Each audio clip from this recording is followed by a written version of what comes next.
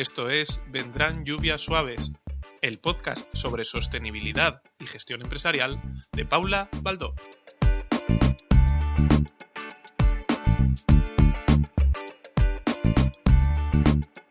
Bienvenido, bienvenida a una nueva temporada de Vendrán lluvias suaves. Hoy, como empieza temporada, ahora en septiembre, aunque no haya habido parón veraniego, es comienzo de temporada, te cuento que, vamos a hacer algunos cambios, o voy a hacer algunos cambios en el programa. Y uno de ellos es empezar a traer un poquito más a gente que sabe mucho de cosas relacionadas con sostenibilidad, pero que no es solo estar yo todo el rato echando el rollo, sino que haya gente pues que aporte una visión diferente, que os cuente o te cuente cosas que saben o con las que trabajan. Y como tal, hoy empiezo con la primera persona, no la primera persona que entrevisto, pero sí la primera persona que viene a contar algo así muy intenso y bastante complejillo en materia de sostenibilidad, que es Nawai Badiola. Muy buenas, Nawai. Muy buenas, Paula. Oye, encantado de abrir temporada aquí en Vendrán lluvias suaves. Por cierto, me encanta el nombre del podcast. No te lo he dicho antes fuera de micro, pero aprovecho ahora de decirlo directamente. Sí. Pues muchas gracias, tiene su historia además. Bueno, os presento un poquito a Nawai, que además es Nawai con H intercalada y con B. Yo que siempre me quejo de que toda la vida explicando mi apellido y teniendo que dictarlo, y por fin encuentro a alguien que es más complicado que yo todavía de decir. Sí. Y Nawai, es desarrollador WordPress y sabe mucho de este tema, pero de lo que sabe mucho también es cómo aplicar y cómo pensar de forma sostenible cuando hacemos desarrollo web, ¿verdad? Eso es, sí, yo creo que en la esfera de WordPress llevo unos 5 años creando webs en este sistema que supongo que más o menos os sonará, que es como el sistema operativo que se utiliza para crear webs, que está muy extendido, es open source y tiene una comunidad fantástica. Y de unos meses, yo diría que ya años aquí, he estado empezando a prestarle más atención a todos los temas de privacidad y sostenibilidad. Y de hecho hace, unos pocos meses di una charla en la WordCamp de España que iba sobre cómo hacer tu web más sostenible, ¿no? Entonces, digamos que hay un mundo de cosas que se pueden hacer. Hoy voy a traer unas poquitas para no agobiar a la gente, y también tanto a nivel de gente con perfil un poco técnico como yo, como a nivel de usuario, que yo creo que también es interesante, al menos que oigan algunas cosas y que se den cuenta de que esto de la parte online también tiene, digamos que un impacto sobre el medio ambiente y toda la historia. Genial. Voy a poner en las notas del programa el enlace a esa charla, porque yo creo que está en vídeo, ¿verdad? Me parece. Sí. Y ya luego me pasas el enlace y lo pongo en las notas del programa. Uh-huh. Y aviso a navegantes, a mí personalmente este tema me flipa mucho, me aluciflipa, como suelo decir, y corremos el riesgo de enrollarnos un poco más de lo necesario, pero si pasa, pasó. Así que si quieres desconectar, no te lo recomiendo porque es un programazo el que estamos haciendo, pero si a alguien le satura, pues que se vaya a los programas anteriores. Y ya. Sí, a ver, la idea es que aquí nos podríamos tirar fácil 2 horas y no exagero, pero sí que vamos a intentar mantenernos en esos 15 minutos ideales para que la gente se lleve ideas, porque yo creo que pasa mucho que la gente no se plantea eso, la parte de la huella digital, ¿no? Entonces yo creo que con tocar los puntos clave hoy, yo creo que podríamos estar contentos. Pues yo creo que vamos a empezar un poquito por ahí, lo de la huella digital que comentas, porque yo creo que hay mucha gente que ve, o de hecho yo lo leo en prensa, ¿no? Que ve como que la transformación digital es como la solución al cambio climático, porque en el momento en que volvamos a hacer todo digital, pues el impacto va a ser mucho menor, y no son conscientes o no saben, por puro desconocimiento simplemente, que Internet influye bastante, y toda la que es la tecnología influye bastante en el cambio climático también. Claro, sobre todo porque hay que pensar que al final todo esto que hacemos online y que consumimos online necesita energía, o sea, electricidad, que viene de energía, y no nos olvidemos que ahora mismo el mix de energía en general depende del país un montón y de la hora del día y todo esto, pero en general se quema mucho carbón para conseguir esta energía, con lo cual, pues ya te puedes imaginar que hay un impacto directo. De hecho, una de las de los datos así que impresiona un poco más y que con los que suelo abrir cuando hablo de esto es que si Internet fuera un país sería el 6º a nivel de gasto energético. O sea, esto es una pasada. Sería como, pues no sé, Turquía o Polonia, que no son países pequeños precisamente. O sea, son países más o menos, pues eso, con bastante potentes. Y bueno, para que nos hagamos una idea, para llevarlo también al mundo un poco más pues tangible y que estamos acostumbrados, si lo comparamos con la industria aeronáutica, ¿no? Que cada vez se habla un poco más, ¿no? del impacto que tiene el coger tantos vuelos, que estén tan baratos y demás, pues... Y hay mucha gente enfadada por cómo se está facilitando la vida, la industria aeronáutica. Eso da para otro podcast también. Sí, exacto. No vamos a abrir todos los melones, pero para que os hagáis una idea, el gasto que supone Internet es mayor, o sea, las emisiones de gases invernaderos son mayores las que genera Internet en cómputo general que la industria aeronáutica, con lo cual, bueno, digamos que es un número considerable, que de hecho en números es verdad que este número, como es muy alto, no somos capaces de procesarlo, son 800 millones de toneladas de CO2, ¿vale? Al año, ahí, por ver gatetes en el esto y nada, sería la suma total, ¿no? De Internet. Pero bueno, esto es, digamos que yo creo que son datos, ¿no? Que ayudan a hacerse un poco a la idea de cómo, pues eso que parece tan limpio, tan digital, tan no sé qué, pues eso está conectado de alguna manera al mundo real y eso, que en general... Y contamina, sí. Vamos a resumiendo, contamina. Sí. Sí, porque además, para quien no esté al tanto, no se le haya ocurrido pensarlo, lo que estabas comentando, ¿no? Internet utiliza energía. Todos estos datos, todas estas cosas que estamos viendo, los vídeos, todo está en alguna parte físicamente almacenado y eso implica tener una colección de servidores, una colección de equipos conectados, funcionando constantemente, porque evidentemente Internet no se apaga, así que está ahí todo el rato funcionando en algún sitio y al mismo tiempo no solo eso, que ya es mucha energía, sino que también este tipo de equipos necesitan mucha refrigeración. Y eso además añade también unos consumos de agua muy elevados según qué tipo de instalaciones y en dónde estén. De hecho, voy a dar un pequeño apunte simplemente para que os hagáis una idea. Si a alguien le suena, de los que nos esté escuchando, todo de qué va lo de la minería de bitcoins, que básicamente es ponerse ahí con una máquina a que haga sus cálculos para conseguir algún día un bitcoin o un trocito de bitcoin, así resumiéndolo mucho, en China, que es donde se hace muchísimo. La gente que instala los servidores para hacer esta minería de Bitcoin se instalan directamente en edificios adyacentes a centrales eléctricas para poder tener toda la energía que necesitan y toda la potencia que necesitan directamente. O sea, hay algunas incluso que están enchufadas directamente a la propia central.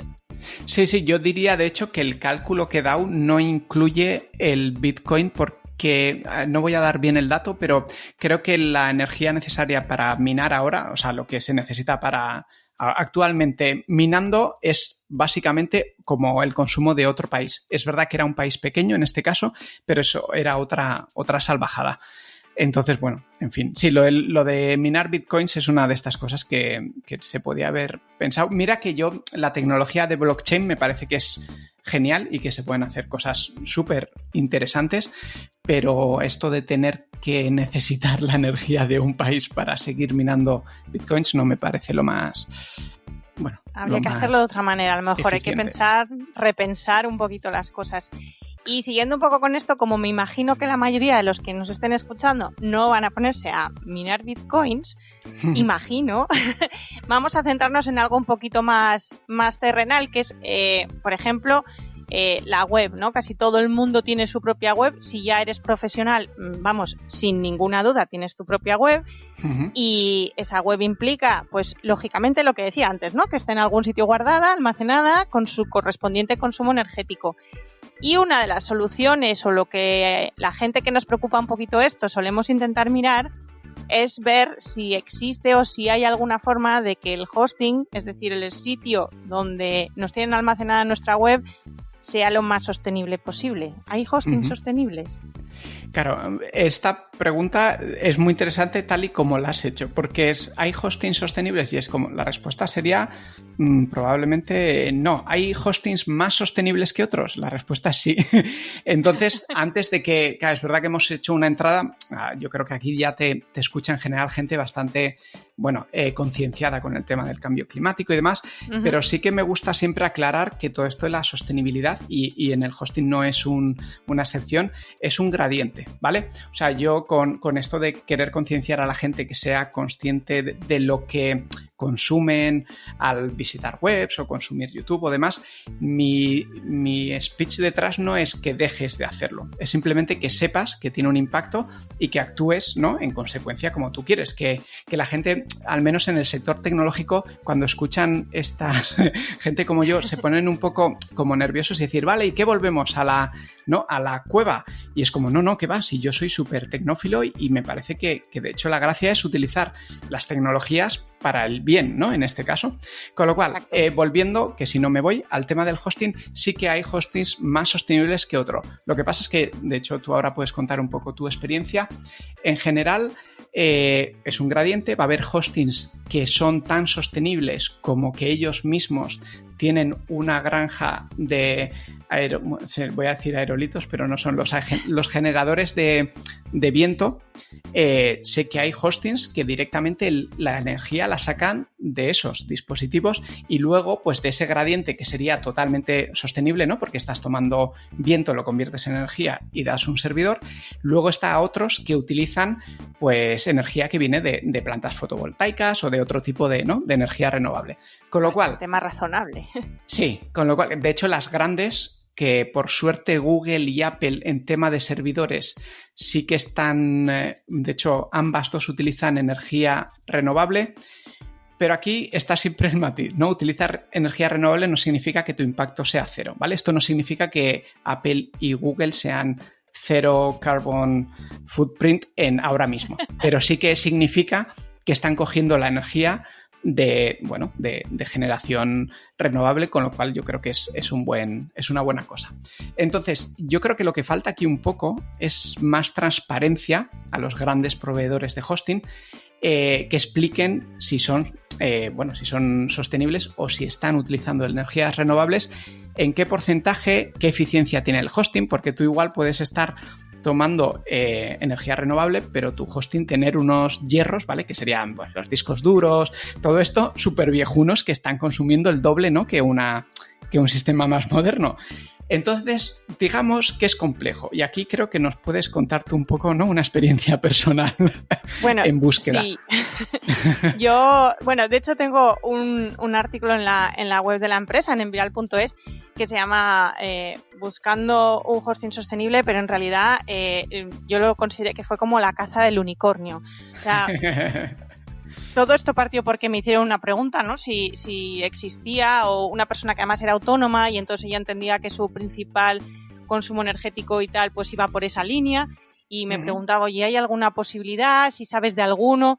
Y dije yo, mira, ahora mismo no soy consciente de ninguno, pero te lo investigo. Madre mía lo que fue yo. Un tema que es lo que has dicho antes, e interesantísimo, es la falta de transparencia. O sea, no tienes información, te dicen que son verdes, además es green hosting normalmente, si lo buscas en inglés, lo que se encuentra, te dicen que son verdes, pero no te dicen por qué. Sí, que te estás temblando de si es un greenwashing, ¿no?, más que un green hosting. Exacto. Y luego te das cuenta que hay mucha gente, muchas empresas que ofrecen el hosting verde como si fuese un producto o un servicio diferente a su producto o servicio de hosting general. Y sí. Entonces cuando yo digo, no entiendo nada, porque sí, tu hosting es verde o no es verde, o sea, o es sostenible o no es sostenible, ¿no? Pero te lo separan. Aparte sí, que he visto que le dan muy poca importancia. De estos últimos desconfiaría, porque realmente es lo que tú dices, ¿no? Son empresas que no están dando la importancia que tiene al y hacen como esa clasificación que no tiene sentido, hablando claro. No, ni gota. Entonces, y luego sí, perdona, aparte de tu link, que yo creo que si alguien esté interesado, este es muy interesante, sí que quería comentar que existe la Green Web Foundation, que supongo que te toparías con ella cuando investigaste, que es una fundación que intenta, pues eso, a la falta de transparencia esta, poner un poquito de su parte, ¿no? Para hacer un listado de hostings que son sostenibles y de hecho ellos más o menos si metes tu URL pueden mirar en qué hosting está y te dicen, esto no es 100% infalible, pero te dicen si es sostenible o no. Recordad, que sea sostenible es dentro de un gradiente, o sea, realmente hay mucha diferencia entre hostings, con lo cual hacerlo súper bien ahora mismo es muy complicado, como comenta Paula. Pero sí que yo siempre invito a que al menos el mínimo, ¿no? Lo cumplas y lo tengas en uno que, bueno, que por lo menos esté bebiendo de energía renovable. A esto le voy a añadir una recomendación. Si queréis leer la experiencia entera, voy a poner el enlace también en las notas del programa, pero mi recomendación es que si miréis, personalmente lo que me dio esa investigación fue la vibración, la sensación de que en Europa es un poquito, si el hosting está ubicado en Europa, es mucho más fácil que esa información sobre energías renovables y tal sea más verídica que si están instalados en Estados Unidos, básicamente por cómo es el sistema eléctrico americano, que es un sistema eléctrico muy complejo, muy diferente a nosotros. Ellos, por ejemplo, no pueden, como hacemos nosotros, tener una instalación en Granada y dar electricidad con esa instalación, no puede llegar a la otra punta de España por cómo está construida su red. Son muy locales y tienen un sistema de certificación de emisiones un poco peculiar. Muy complejo y que no me voy a enrollar porque si no, mira, ya llevamos más tiempo de él que queríamos, pero bueno, mi consejo es que además eso, que se intenten fiar un poquito más de los hostings que estén en Europa que los que estén en Estados Unidos en este sentido. Sí. Y vamos ya para lo siguiente, para no enrollarnos demasiado. Vamos al turrón. Entonces, relacionado con esto, ¿qué puede hacer, no, un usuario o un desarrollador? Bueno, vamos a empezar con los desarrolladores o al menos creadores, ¿no? De webs. ¿Qué pueden hacer para minimizar un poco el impacto? Pues bueno, el primer punto es lo que comentábamos antes, así que no lo vamos a repetir, es intentar coger un hosting alimentado por energías renovables, ¿vale? Tenéis el post de Paula, os dejamos el link de Green Web Foundation para que veáis. Sí, ya lo tengo fichado para ponerlo también. Eso es. Y entonces, lo más importante es una cosa, después del hosting, o incluso más, es una cosa más filosófica, y es que metas lo que realmente necesita tu web, es decir, que metas la información en texto que necesita, la información en imagen que necesita y que no pongas cosas por poner o por hacer bonito, ¿vale? Que esto es un clásico, sobre todo hoy en día que ya tenemos, ¿no?, conexiones bastante rápidas, entonces la gente se viene arriba y te pone, por poner un ejemplo, un slider arriba del todo con 5 fotos a Full HD que no están aportando nada al mensaje ni a la misión de esa web. Pero con lo cual, Sí, pero muy bonitas. Uy, esa animación además. En fin. No soy amante de los sliders, como se puede ver. Que bueno, sliders son estos carruseles de fotos que pasan. Total, una de las cosas que tenemos que, creo que es muy efectivo, es marcarse como un presupuesto de cuánto puede pesar una página web, ¿vale? O sea, una página, por ejemplo, la home o el sobre mí o demás. En los 10 últimos años nos hemos ido a que la media sean 2 megas por página. Esto es una salvajada y para que te hagas una idea es como 300% más en escritorio y 1000% más en móvil en los últimos 10 años. Esto significa que nos hemos venido muy arriba y metemos mucho más contenido del necesario, ¿vale? Resumiendo. Entonces, las cosas donde más impacto puedes tener es en no meter fotografías y vídeos que no hacen falta y que las fotografías y vídeos que metas estén optimizadas, ¿vale? Esto significa, luego te puedo pasar otros links, pero no me quiero enrollar. Optimizar significa que no subas una foto según la has sacado de tu cámara de fotos ni incluso de tu móvil, porque ahora ya tienen, pues eso, 16 píxeles o 10 y no vas a... O sea, toda la información que estás subiendo no es necesaria, porque la gente te va a ver en una pantalla Full HD o lo que sea, y con que tengan 1900 píxeles de ancho es suficiente, ¿vale? Por soltar un número y no calentar mucho la cabeza. Luego, otra cosa, ya te digo que esta parte sí que puede ser más técnica, ¿eh? Hay plugins que te hacen la vida muy fácil y que tú le dices, hey, todo lo que tenga más de 1900 píxeles de ancho, me lo cortas dentro de WordPress, y me haces una compresión al 80% de calidad, que es que básicamente se ve igual de bien y pesa bastante menos, ¿vale? No me quiero enrollar más con esto porque yo tengo varios posts en mi blog sobre esto.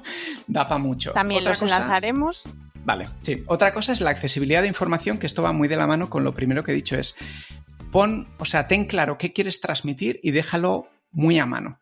Porque si para llegar a donde tú quieres que lleguen hay 5 clics, son 5 páginas que se han cargado y seguramente si en la home pones un link o directamente en la home pones la información, estás ahorrando, ¿vale? O sea, esto mejora la accesibilidad, mejora el SEO, la experiencia de usuario. O sea, esto es de estas cosas que es un win-win porque lo único que exige es pensar bien cómo quieres organizar la información, ¿vale? Luego, a nivel un poco de la gente técnica y que codifica, pues minificar código. Esto significa no instalar plugins que no hagan falta, minificar CSS y JS. Los que son del gremio ya saben de qué va, también hay plugins que te ayudan con esto. Y básicamente es un poco que seas cuidadoso, ¿no? Con los plugins y el código que metes tú. Entonces, y relacionado con esto, ya terminando la parte técnica, lo que comentaba antes, intenta utilizar hostings que tienen a la parte tecnológica actualizada, ¿vale? Porque ahora voy a decir PHP y la mitad o más de tu audiencia va a decir, ¿qué dices? Da igual, es una tecnología que si tu hosting tiene la última versión, tu web va a ir el doble de rápido, ¿vale? Y seguramente va a ser más óptima cargando y toda la castaña. Y aquí hay muchas cosas de compresión que hace el hosting y bla, bla, bla, bla, bla, bla.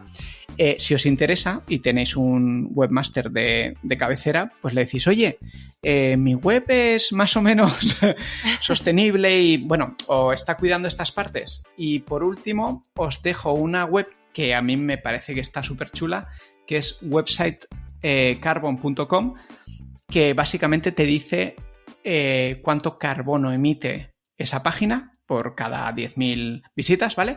Y te dice si estás en el rango del 80%, por ejemplo, más verdes, como puede ser mi web, o si estás por debajo y qué cosas puedes mejorar. Y también te dice si estás en un hosting sostenible o no, ¿vale? Bebiendo de los datos que hemos dicho antes. Y eso era un poco lo que había dejado así en plan rápido, o eso intentaba. Yo voy a añadir una cosa, Dime. Y es que la sostenibilidad, yo sabéis que insisto mucho, sostenibilidad no es solo medio ambiente, sostenibilidad son solo personas, y la parte social hay que pensarla un poquito, entonces también pensar a la hora de diseñar y de plantear todos los temas de accesibilidad. Hay muy pocas páginas web que tengan la AAA de accesibilidad. De hecho, solo se obliga legalmente a páginas web relacionadas con la administración pública en España, por la ley que hay, el Real Decreto que hay.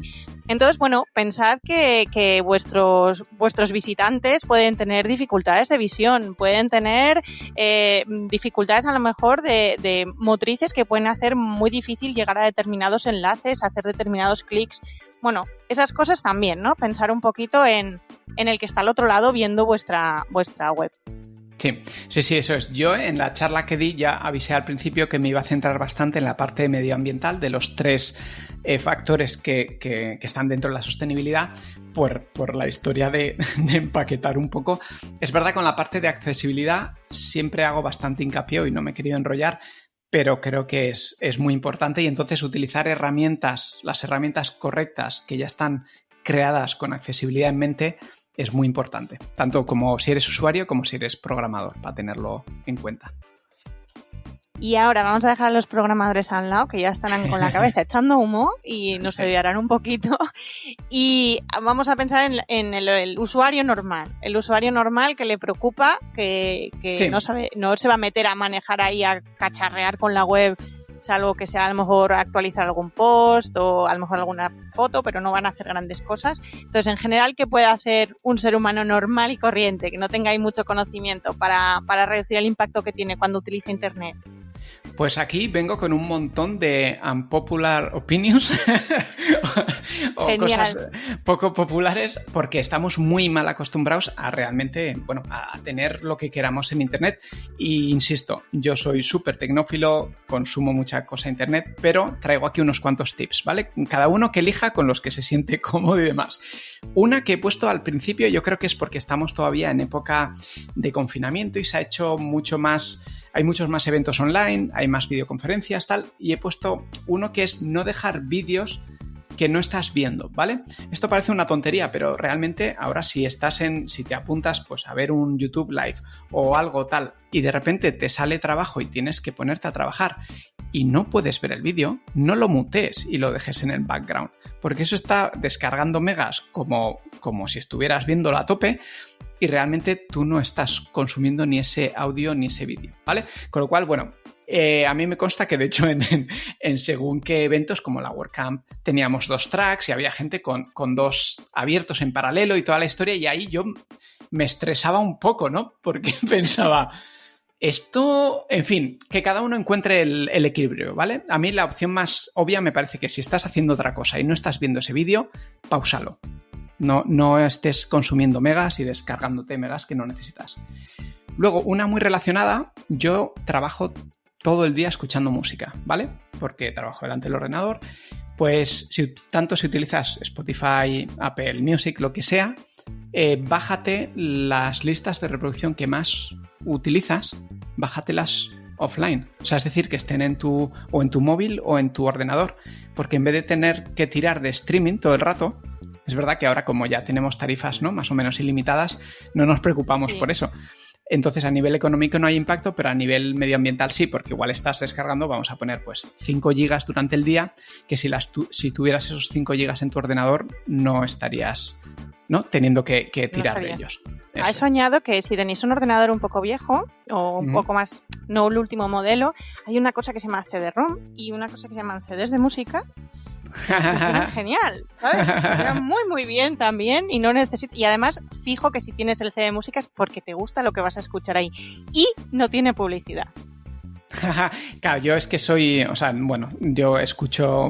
muy digital, escucho mucha música, entonces por eso vienen por ahí mis esto, porque yo pago la premium. Yo lo de que me cuelen publicidad lo llevo muy mal en general, así que, pero eso, cada uno con las herramientas que tiene, pues que intente minimizar, ¿no?, esa parte. Otra cosa muy típica es ponerse YouTube para escuchar música. A ver, si es una imagen fija, no está consumiendo mucho más, ¿vale? Pero si hay, pues, o un videoclip o toda la castaña y tú no estás mirando, pues digamos que igual te estás gastando 3, 4, 5 veces más megas de los que... O sea, esto es, al final hay que traducirlo en CO2 que se emite al entorno, ¿vale? Con lo cual, otra cosa que puedes tener en cuenta. Mira, una pijada es que me ha hecho, esto lo pensé hace muy poco, y es que si tú tienes 100 aplicaciones en tu móvil, por ejemplo, porque son gratuitas, te las bajas fácil, y no utilizas 50, y cada vez que sale una actualización la actualizas, que es lo que hay que hacer, estás bajando megas y gigas a mansalva que tampoco van a ningún sitio. Sin darte cuenta. Sí. Y sin darte cuenta, además. Es que parece Yo esto hasta hace 2 días no me lo había planteado. Entonces... Pues mira, a mí me acabas así también, me acaba de hacer el cerebro ahí un puff, porque sí que es verdad que yo soy de tener bastantes aplicaciones en el teléfono, por si acaso. Esto que le dices, ay, mira, esta me puede venir bien para... Y es que no nos la pasa usas a todos, nunca. nos pasa a todos, claro. Sí, por eso Siempre yo creo que va bien hacer, ni que sea en tandas, ¿no? Pues no, igual no hacer la tanda que luego tengas que reinstalar todo, pero sí que, bueno, hacer el pensamiento, ¿no? Y revisar y quitar las que realmente no usas. Relacionado con esto, si tienes muchas pestañas y aplicaciones abiertas en tu ordenador está consumiendo más energía, ¿vale?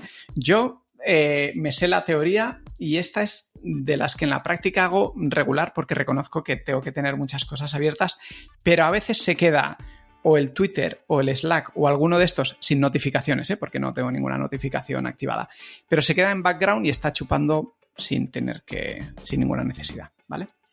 Y ahora ya vengo con 2, que estas sí que sé que van a ser muy unpopular, o sea, no van a gustar, y es moderar el uso de GIFs. Estamos enviando GIFs por encima de nuestras posibilidades. Y además Cierto. Es un sistema de imagen muy poco optimizado. De hecho, Twitter o Giphy, no sé si era Twitter o Giphy, cogía esos GIFs, que es el formato, y lo pasaba a MP4 para que pesara un poquito menos, pero igualmente son vídeos, o sea que están pesando bastante, ¿vale? Entonces, bueno, yo entiendo que el GIF da un juego, pero bueno, utilízalo. Además, si lo utilizas un poco menos, tiene más impacto que cuando lo utilizamos todo el rato.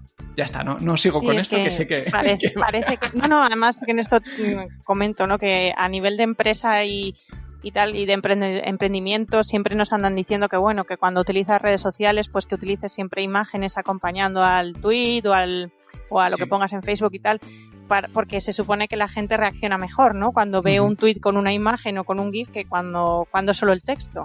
Sí, que era como empezó Twitter en sus principios.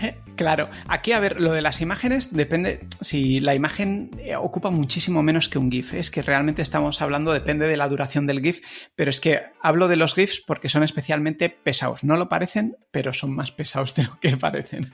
Y otra cosa que hacemos un montón, que es enviar emails a diario. Por supuesto, es la herramienta de comunicación que utilizo más, junto con Slack. Pero ojo con esas cadenas en las que hay 10 personas que no van a leer nunca el email porque no deberían de estar en esa cadena. Por poner un ejemplo, Y cosas así, porque eso no tengo los números, pero son bastante espeluznantes la cantidad de energía que se va. Había un estudio en ese sentido que salió este año, no sé si fue a principios de este año 2020 o finales del pasado, tendría que buscarlo, que hicieron un estudio en Inglaterra sobre el uso del correo precisamente y lo intentaron interrelacionar con cambio climático. Y en Inglaterra, si quitaban los correos innecesarios que llamaban en el estudio, o sea, la cantidad de emisiones evitadas era como abrumadora. Y correos innecesarios no era solo eso que comentas de que lo compartes y lo reenvías a 10 porque están en la conversación. No, era el típico correo en el que solo pones ok o gracias o lo tengo.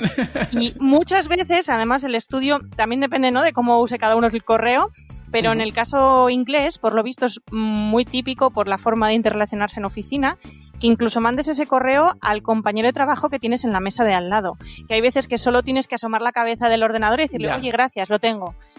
¿No? Y entonces el estudio hacía mucho hincapié en ese sentido, ¿no? De que se enviaban no sé cuántos millones de correos al año innecesarios solo con ese comentario.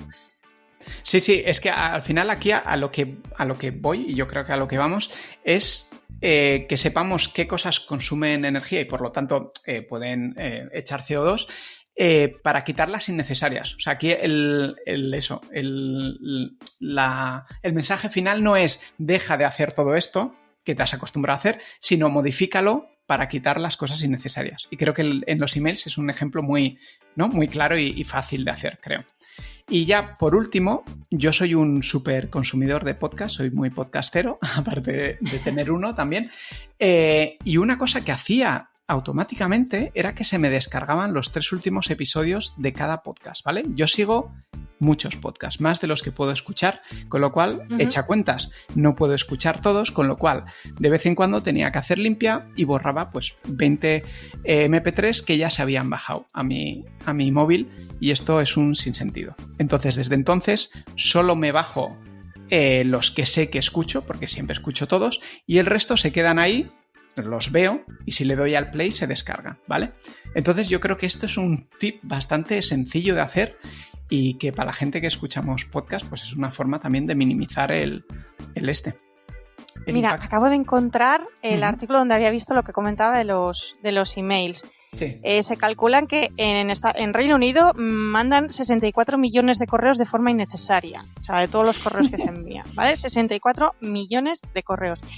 Y hay un cálculo que, bueno, evidentemente es lo que decíamos al principio, depende del mix energético, de dónde esté todo y lo que sea, pero la huella de carbono de un correo, a ver, es que busque aquí en el artículo rápido, si tiene un archivo adjunto de, por ejemplo, 1 mega, calcula el estudio, es 19 gramos por email. Si lo reenvías o lo archivas o tal, ya puedes llegar hasta 50 gramos por email. Calcula estos 64 millones de correos que no hacen falta. Solo en un país. Y mira, relacionado con esto, que yo es algo que tengo pendiente porque yo sí que suelo borrar los emails que sé que no voy a utilizar más, pero archivo otros de curro, sobre todo. Que sepáis que el tener archivados emails también tiene un consumo, porque digamos que es un disco duro que con la suma de varios, si le liberáramos ese disco duro no estaría encendido, ¿vale? En la nube. Como esto todo está en la nube, cuesta mucho visualizarlo, pero realmente... Tiene que no ocupe espacio en casa. Claro, es lo que tiene, exacto. Que no ocupe espacio en casa. Que no si fuera un armario lleno de porquería, no te lo planteabas, es venga, todo afuera. Sí, Sí, sí. Entonces, bueno, nada, esto era un poco lo que traía así a nivel de usuario. Estos eran los consejos. Sé que algunos, pues habrá gente que dirá, pa tu culo pirulo, hablando tal. Pero lo que decía al principio, en realidad, yo hay muchas de estas cosas que hasta hace nada no me las planteaba. Y desde que he sabido de ellas, pues he modificado algunos hábitos y bueno, sí, considero que sigo viviendo muy bien. O sea que tampoco hay que, volver ni a la cueva ni estos mensajes que a veces se dan un poco, ¿no? A la gente que intentamos concienciar de esto y se nos tacha un poco de cosas que creo que no, que no somos. Mira, yo creo que se puede añadir una cocina a lo que estabas diciendo, que es el tema del modo oscuro de las aplicaciones. En general, el modo oscuro ayuda a reducir el consumo. Esto depende totalmente de la pantalla en la que se consuma, ¿vale? Si la pantalla es una pantalla OLED, sí que va a consumir menos, porque el OLED, todo lo que está en negro son píxeles que no se encienden. En cambio, con las LED, que ahora mismo son la mayoría, ¿no? O LCD, las LCDs, que es la gran mayoría por ahora, sí están retroiluminadas. O sea, la luz que viene detrás siempre es la misma, aunque luego no tenga... aunque se vea en negro, se sigue emitiendo esa luz, ¿vale? O sea, obviamente se intenta bloquear para que se vea negro, pero por eso los negros no son tan puros en estas pantallas. Entonces, mira, pues, OLED cada vez hay más, o sea que yo creo que dar la opción de modo oscuro como opción es interesante. Yo, de hecho, ahora estoy creando algún tema para comercializarlo y que la gente lo pueda utilizar, y tengo intención de hacer que se ajuste al esquema de colores que tenga el usuario. Es decir, si tú estás en Mac o en Chrome y le has puesto quiero que sea modo oscuro, que lo detecte automáticamente y te enseñe el fondo negro y la letra en blanco y demás. Entonces sí, es algo que ahora mismo no tiene un súper impacto, pero cada vez tendrá más. Sí, cada vez se utiliza más pantallas OLED. Y luego, fijo, alguien antes de que me lo digas, seguro que algún comentario habrá, el buscador Ecosia. Que sí. Yo no lo utilizo y reconozco que no lo utilizo porque me faltan funcionalidades que Google como buscador tiene. Es así. Sí. Pero también es verdad que para búsquedas sencillas, que no son nada así que tengas que andar con filtros, con tal, pues funciona igual de bien y busca muy bien. ¿Y qué es lo que pone? ¿Planta árboles a cambio? No me acuerdo cómo era lo que hacía. Sí. Plantan árboles, vas acumulando como puntos, por así decirlo, y cada X búsquedas y navegación, pues ellos plantan un árbol. La verdad es que es una iniciativa que está genial también. Yo utilizo también... Viene fenomenal. Otro que no es tan... Está más enfocado en privacidad que sostenibilidad, pero...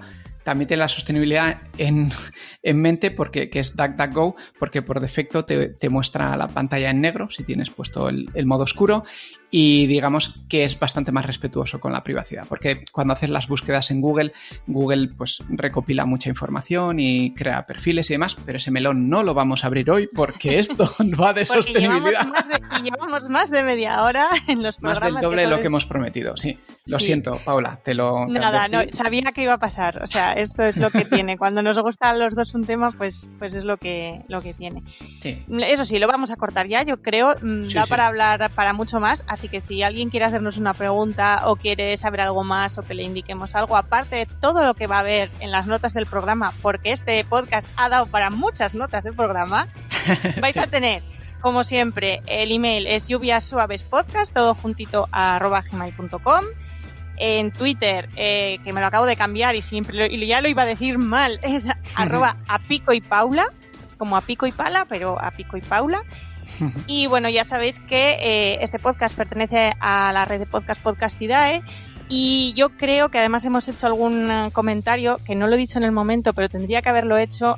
Hay cosas que irían genial para el programa del charco de Enoch. Ahí sí que hay charcos en los que meterse con el tema de sostenibilidad y web.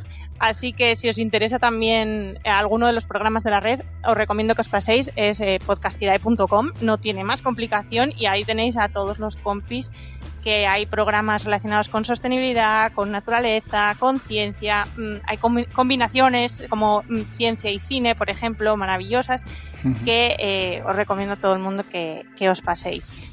Y yo creo que nos despedimos ya, a no ser que quieras añadir algo para cerrar, Nahuay. No, nada, yo creo que al menos espero que hayamos despertado interés sobre alguno de los temas y nada, con eso yo ya estaré encantado de la vida. Y que si hay alguna duda, pues que yo estaré pendiente de si te la dejan para ayudar a contestar o lo que haga falta. Vale, pues genial. Pues nos escuchamos en el próximo programa y muchísimas gracias, Nawai. A ti, Paula. Un abrazo. Hasta luego. Chao. Chao, chao.